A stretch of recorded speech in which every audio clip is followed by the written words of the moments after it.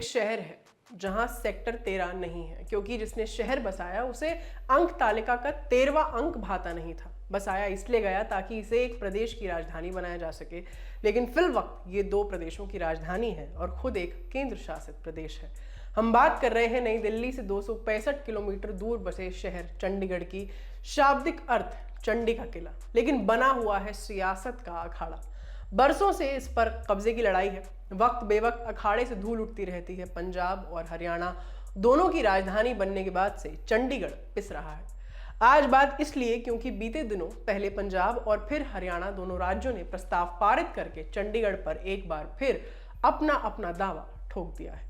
ये पहली बार नहीं है जब चंडीगढ़ को लेकर खींचतान मची हो। दावे पहले भी हुए हैं, कई प्रस्ताव पारित हुए हैं। चंडीगढ़ या कहें यहाँ के लोगों ने खुद पर कब्जे की लंबी लड़ाई झेली है, हिंसा और तनाव का माहौल देखा है, लेकिन सवाल है क्यों और कैसे। शुरुआत से समझते हैं। साल 1947 में भारत के विभाजन के साथ ही चंडीगढ़ की स्थापना की शुरुआत भी हुई। वजह यूं कि आजादी के पहले के ब्रिटिश राज्य में पंजाब प्रांत को 2 भागों में बांटा गया था। लाहौर अविभाजित पंजाब की राजधानी हुआ करता था। विभाजन हुआ तो लाहौर पाकिस्तान का हिस्सा हो गया। इधर पंजाब के लिए नई राजधानी बनाने की जरूरत पड़ी। प्रधानमंत्री जवाहरलाल नेहरू ने इसके लिए एक नए आधुनिक शहर की कल्पना की। मार्च 1948 में पंजाब सरकार ने केंद्र की सलाह से तय किया कि शिवालिक की नई तलहटी को तराश कर नया शहर चंडीगढ़ बनाया जाएगा। यहीं पंजाब की राजधानी होगी। इसके लिए खरड़ तहसील के 22 गांवों का अधिग्रहण किया गया था। इन गांवों के विस्थापितों ने जब विरोध किया तो उन्हें मुआवजा देकर काम शुरू कर दिया गया। शहर सजाने का जिम्मा अमेरिकी वास्तुकार अल्बर्ट मेयर को मिला था। इस दौरान शिमला पंजाब की अस्थायी राजधानी रहा। साल 1950 में एक विमान हादसे में अल्बर्ट मेयर के वास्तुकार साथी मैथ्यू नोविकी की मौत हो गई। मेयर ने प्रोजेक्ट पर काम बंद कर दिया। इसके बाद जिम्मेदारी ली कॉर्बूजियर को सौंप दी गई। इन्हीं ने चंडीगढ़ को बतौर राजधानी अंतिम रूप दिया। गिनती का 13वां अंक कॉर्बूजियर अशुभ मानते थे, इसलिए शहर में कोई सेक्टर 13 नहीं है। तारीख 21 सितंबर 1953। पंजाब की राजधानी को आधिकारिक तौर पर शिमला से चंडीगढ़ स्थानांतरित कर दिया गया। हालांकि चंडीगढ़ का औपचारिक उद्घाटन देश के पहले राष्ट्रपति राजेंद्र प्रसाद के हाथों 7 अक्टूबर 1953 को हुआ। चूंकि विवाद हरियाणा के बतौर अलग राज्य बनाने के बाद शुरू होता है, इसीलिए थोड़ा कानून की भाषा में समझते हैं। साल 1952 का पंजाब की राजधानी विकास और विनियम अधिनियम चंडीगढ़ को पंजाब की राजधानी के रूप में परिभाषित करता है।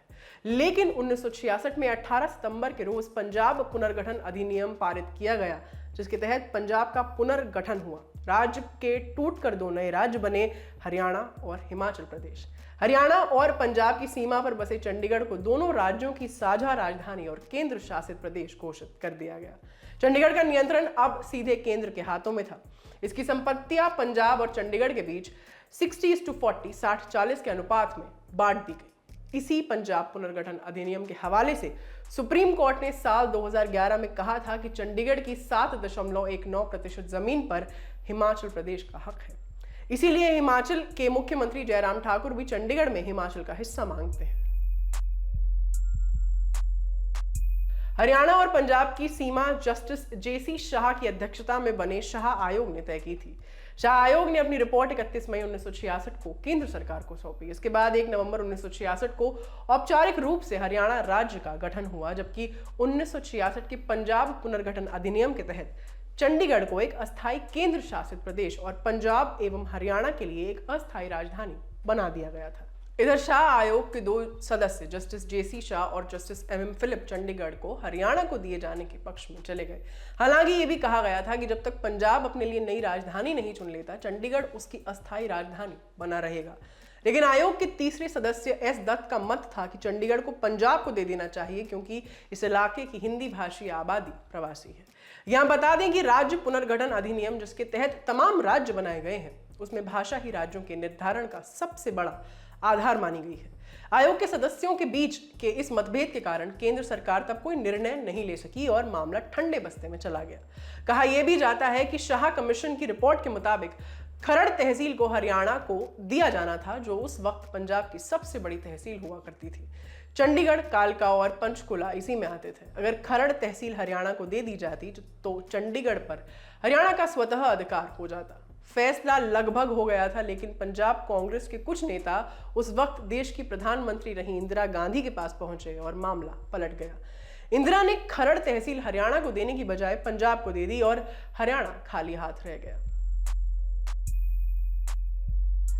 साल 1970 में एक बार फिर मांग उठी कि चंडीगढ़ पंजाब को दे दिया जाए। हरियाणा के लिए कहा गया कि उसे एक नई राजधानी मिलेगी। 29 जनवरी 1970 पंजाबी सूबा आंदोलन के नेता फतेह सिंह ने चंडीगढ़ पंजाब को देने की मांग पर आत्मदाह की धमकी दी। इंदिरा सरकार ने इस पर फैसला सुनाया और कहा कि बसे बसाए शहर को विभाजित नहीं किया जा सकता। हरियाणा को नई राजधानी बनाने के लिए 5 साल का वक्त दिया गया। तब तक के लिए चंडीगढ़ में कार्यालय और सरकारी आवास का उपयोग करने और हरियाणा को 10 करोड़ रुपए का अनुदान देने की पेशकश की गई। ये भी कहा गया कि नई राजधानी बसाने के लिए इतनी ही रकम बतौर ब्याज कर्ज भी दी जाएगी। 80 के दशक में तत्कालीन प्रधानमंत्री और अकाली दल के नेता हरचंद सिंह लोंगोवाल के बीच एक समझौता हुआ। तय हुआ कि चंडीगढ़ पंजाब को दे दिया जाए और हरियाणा को उसकी अलग राजधानी। ये लगभग वैसा ही सुझाव था जैसा साल 1970 में तय हुआ था। राजीव लोंगोवाल समझौता 24 जुलाई 1985 को लागू भी हो गया। 26 जनवरी 1986 को समझौते को अमल में लाने की बात तय हुई, लेकिन फिर एक पेच फंस गया। समझौते में हरियाणा को चंडीगढ़ के बदले में 400 गांव मिलने वाले थे। फैसला हो भी जाता, हरियाणा सरकार 400 गांव और अबोहर और फजिल्का के इलाके मिलने पर राजी थी, लेकिन गांव चिन्हित नहीं हो पाए और मामला एक बार फिर टल गया। इस बीच बड़ी घटना हो गई। हरचंद सिंह लोंगोवाल की आतंकियों ने हत्या कर दी। तब से अब तक चंडीगढ़ के मुद्दे पर पंजाब और हरियाणा के बीच रस्साकशी बदस्तूर जारी है। इंडियन एक्सप्रेस की एक रिपोर्ट के मुताबिक चंडीगढ़ के मुद्दे पर पंजाब विधानसभा में अब तक 7 प्रस्ताव पारित किए जा चुके हैं। पहला 18 मई 1967 को आचार्य पृथ्वी सिंह आजाद एक प्रस्ताव लेकर आए। इसके बाद 19 जनवरी 1970 को चौधरी बलबीर सिंह भी चंडीगढ़ पर दावे का प्रस्ताव लाए। 7 सितंबर 1978 सुखदेव सिंह ढिल्लों प्रस्ताव लाए, तब प्रकाश सिंह बादल की सरकार थी। इसके बाद बलदेव सिंह मान 31 अक्टूबर 1985 को सुरजीत सिंह बरनाला की सरकार के दौरान ऐसा ही एक प्रस्ताव लाए। ओम प्रकाश गुप्ता 6 मार्च 1986 को और 23 दिसंबर 2014 को गुरदेव सिंह झूलन बादल की सरकार के दौरान प्रस्ताव लेकर आए और लगभग 8 साल बाद अब बीते 1 अप्रैल को पंजाब की नई नवेली आम आदमी पार्टी की सरकार के मुखिया भगवंत मान ने विधानसभा में प्रस्ताव लाकर यह मुद्दा फिर छेड़ दिया है। इतनी लंबी कवायद के बावजूद नतीजा सिफर रहने के पीछे एक तर्क ये है कि 30 जनवरी 1970 को केंद्र सरकार के फैसले के मुताबिक चंडीगढ़ को अगले 5 साल तक के लिए केंद्र शासित प्रदेश रहना था, लेकिन उसके बाद ये मुद्दा मुखर रूप से नहीं उठाया जा सका। वजह यह कि पंजाब 1980 और 1990 के दशक में खालिस्तानी घटनाओं से जूझ रहा था। इस दौरान सरकारों का ध्यान राज्य के पुनर्निर्माण पर था। इसीलिए विधानसभा द्वारा पारित 5वें और 6वें प्रस्तावों के बीच 28 साल का एक बड़ा गैप है। अब एक बार फिर चंडीगढ़ के मामले में नए सिरे से बहस शुरू हो गई है। वजह केंद्रीय गृह मंत्री अमित शाह का एक हालिया ऐलान। इसमें अमित शाह ने कहा था कि 1 अप्रैल 2022 से चंडीगढ़ के सभी सरकारी कर्मचारी केंद्रीय सेवा नियम यानी सेंट्रल सर्विस रूल के दायरे में लाए जाएंगे। माने अब चंडीगढ़ के कर्मचारियों को वो सभी सुविधाएं मिलने लगेंगी जो केंद्रीय कर्मचारियों को मिलती हैं।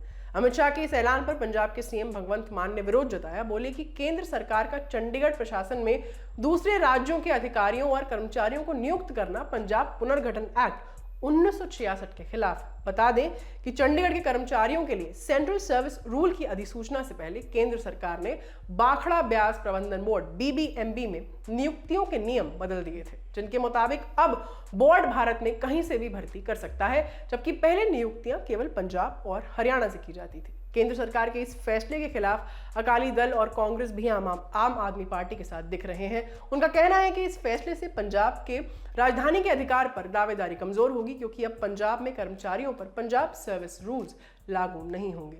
चंडीगढ़ के कर्मचारियों को सेंट्रल सर्विस रूल में लाने से कई नियम बदलेंगे। यहाँ के सरकारी कर्मचारियों की रिटायरमेंट की उम्र 58 से बढ़कर 60 साल हो जाएगी, जबकि शिक्षा विभाग के लोगों की रिटायरमेंट की उम्र 65 साल हो जाएगी। महिला कर्मचारियों को 2 साल के लिए प्रेगनेंसी लीव मिलने की बात भी कही गई है। इस पर पंजाब बीजेपी की तरफ से कहा गया है कि चंडीगढ़ के कर्मचारियों के लिए पहले भी सेंट्रल सर्विस रूल लागू होते रहे हैं। मिसाल के तौर पर 1 मार्च 1986 से 5 साल तक चंडीगढ़ के कर्मचारियों ने सेंट्रल सर्विस रूल्स के तहत काम किया था। बाद में पंजाब सरकार ने पे स्केल बढ़ाया तो चंडीगढ़ के कर्मचारियों ने भी वेतन बढ़ाने की मांग की। बीजेपी का कहना है कि अब फिर से चंडीगढ़ केंद्र शासित प्रदेश के कर्मचारी सेंट्रल सर्विस रूल चाहते हैं। ऐसे में अगर पंजाब सरकार चाहती है कि कर्मचारियों पर पंजाब सरकार के ही सर्विस रूल लागू हो, तो उसे 6वां वेतन आयोग लागू करना होगा। जब अमित शाह ने चंडीगढ़ के सरकारी कर्मचारियों के लिए पंजाब सर्विस रूल्स की जगह सेंट्रल सर्विस रूल लागू करने की बात कही, तो बीजेपी छोड़ पंजाब के सभी राजनीतिक दल एक सुर में इसके खिलाफ खड़े हो गए। सबने भगवंत मान की हाँ में हाँ मिलाई। कहा गया कि बीजेपी चरणबद्ध तरीके से चंडीगढ़ के बहाने पंजाब में अपना कंट्रोल चाहती है। सबका समर्थन मिला तो भगवंत मान इस पर मुखर हो गए और पंजाब विधानसभा में एक बार फिर चंडीगढ़ पर दावे का प्रस्ताव पारित हो गया। भगवंत मान ने केंद्र पर चंडीगढ़ का प्रशासनिक संतुलन बिगाड़ने का आरोप लगाया है। कहा कि मैंने पंजाब के लोगों को गारंटी दी है, इसके लिए उनके और पंजाब के हक के लिए लड़ूंगा। सत्तारूढ़ आम आदमी पार्टी की तरफ से कहा गया कि बीजेपी चंडीगढ़ पर पंजाब का दावा कमजोर करना चाहती है। प्रस्ताव पारित करने के पीछे तर्क दिया गया कि जब भी किसी मूल राज्य से एक नया राज्य बनता है तो राजधानी मूल राज्य के ही साथ रहती है। मिसाल के तौर पर ऐसा ही अब तक हुआ भी है। जब महाराष्ट्र का पुनर्गठन हुआ और गुजरात अस्तित्व में आया तो महाराष्ट्र की राजधानी मुंबई ही बनी रही। इसी तरह उत्तर प्रदेश से उत्तराखंड बना, तब भी लखनऊ यूपी की राजधानी बना रहा। इसी तरह छत्तीसगढ़ मध्य प्रदेश से अलग हुआ, झारखंड बिहार से टूटकर अलग राज्य बना, लेकिन पूर्व की राजधानी मूल राज्य के ही साथ रही। जब तेलंगाना को आंध्र प्रदेश से अलग किया गया था तो 2024 तक 10 साल की पुनर्गठन अवधि का फैसला भी लिया गया था, लेकिन पंजाब में पुनर्गठन की अवधि 5 दशकों के बाद भी जारी है। पंजाब विधानसभा में चंडीगढ़ को पंजाब को देने का प्रस्ताव पारित होने के बाद हरियाणा विधानसभा में भी विशेष सत्र बुलाया गया और बिना किसी विरोध के प्रस्ताव पास हो गया। मुख्यमंत्री मनोहर लाल खट्टर ने कहा कि हिंदी भाषी क्षेत्र हरियाणा को सौंपे जाएं और पंजाब के चंडीगढ़ पर दावे के मामले को केंद्र सरकार देखे। सीएम खट्टर ने कहा कि चंडीगढ़ पंजाब को दिया जाना हरियाणा की जनता को स्वीकार नहीं है। चंडीगढ़ पर सियासी गर्मागर्मी का लुबे लुभाव यूं समझिए कि दोनों प्रदेशों में विपक्ष में बैठी कांग्रेस ने प्रस्ताव पर दोहरा मापदंड अपनाया है। इधर पंजाब के प्रस्ताव का समर्थन किया है और उधर हरियाणा के प्रस्ताव का। इस मुद्दे पर छिड़ी नई बहस में जानकारों से लेकर आम लोगों तक यही माना जा रहा है कि बीजेपी चंडीगढ़ में अपनी गतिविधियों के जरिए पंजाब पर नियंत्रण चाहती है और इस मामले में हरियाणा के खिलाफ कोई निर्णय लेकर वह राजनीतिक नुकसान भी उठा नहीं सकती। ये सारी जानकारी आपके लिए लिखी थी हमारे साथी शिवेंद्र ने। मैं हूं आस्था, कैमरा के पीछे है विजय। देखते रहिए दी लल्लन टॉप। ख्याल रखिए, शुक्रिया। पड़ोसियों की तान और गूगल बाबा के ज्ञान में फंसे मम्मी पापा के लिए अब आ गया समाधान। ऑर्डिनरी का नया शो परवरिश, जो आपके बच्चे की पढ़ाई से लेकर उसकी डाइट तक आपका देगा साथ। ये है एक कंप्लीट शो आपके बच्चे के लिए और आपके लिए। तो देखना मत भूलिएगा हर बुधवार ऑर्डिनरी पर परवरिश गीतिका के साथ।